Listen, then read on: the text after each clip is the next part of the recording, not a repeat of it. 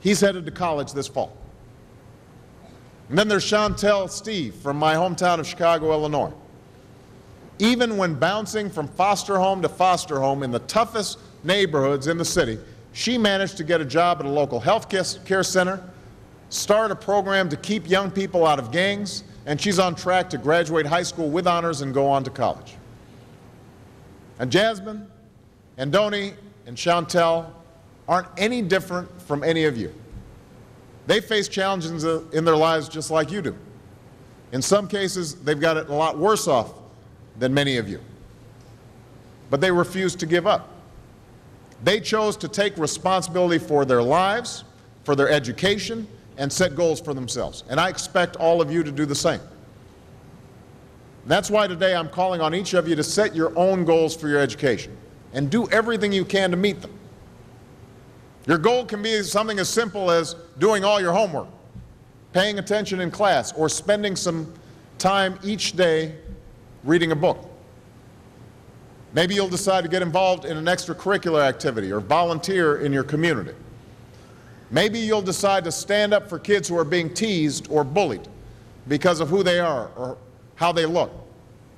Because you believe, like I do, that all young people deserve a safe environment to study and learn. Maybe you'll decide to take better care of yourself so you can be more ready to learn. And along those lines, by the way, I hope all of you are washing your hands a lot and that you stay home from school when you don't feel well so we can keep people from getting the flu this fall and winter. But whatever you resolve to do, I want you to commit to it. I want you to really work at it. I know that sometimes you get that sense from TV that you can be rich and successful without any hard work, that your ticket to success is through rapping or basketball or being a reality TV star.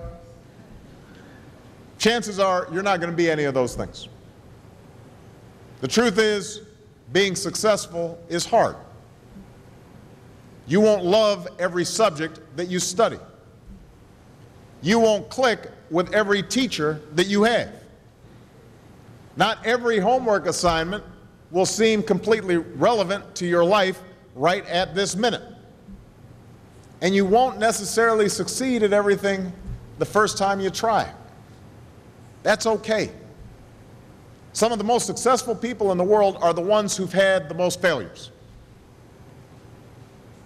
J.K. Rowling, who wrote Harry Potter, her first Harry Potter book was rejected 12 times before it was finally published.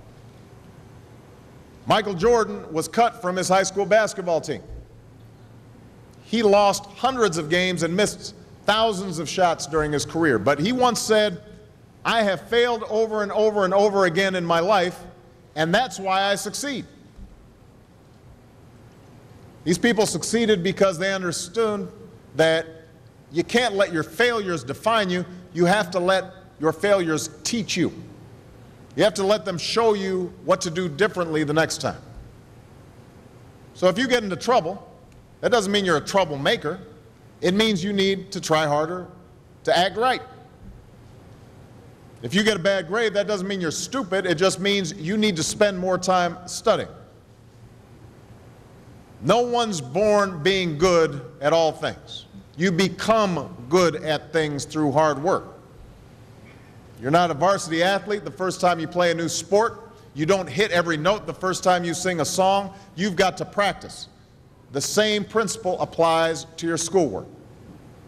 You might have to do a math problem a few times before you get it right.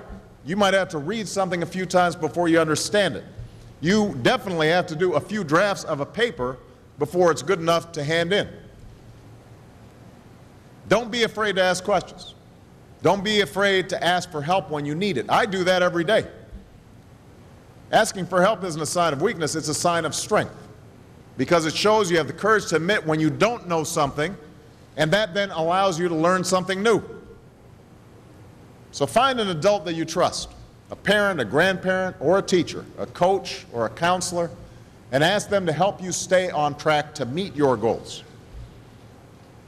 And even when you're struggling, even when you're discouraged, and you feel like other people have given up on you, don't ever give up on yourself. Because when you give up on yourself, you give up on your country. The story of America isn't about people who quit when things got tough. It's about people who kept going, who tried harder, who loved their country too much to do anything less than their best.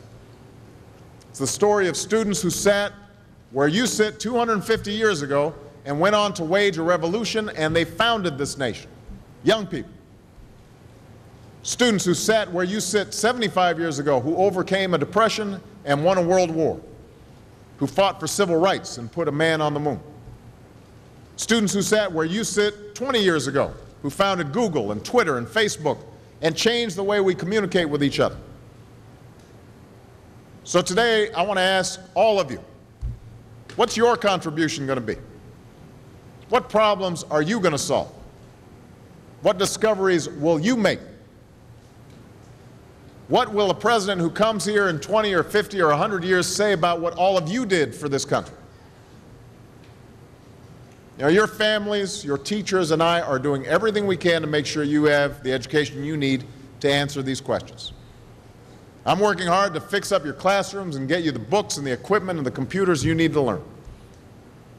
But you've got to do your part too. So I expect all of you to get serious this year. I expect you to put your best effort into everything you do. I expect great things from each of you. So don't let us down.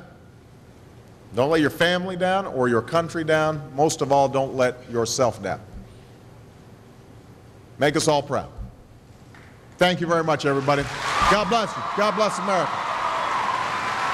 Thank you. Thank you.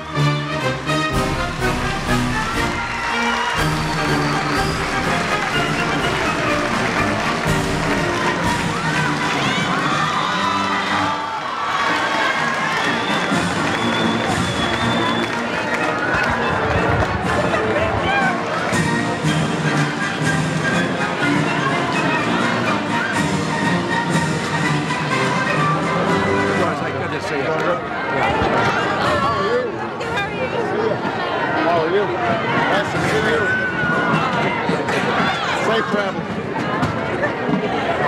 Thank you. Good to see you. How are you?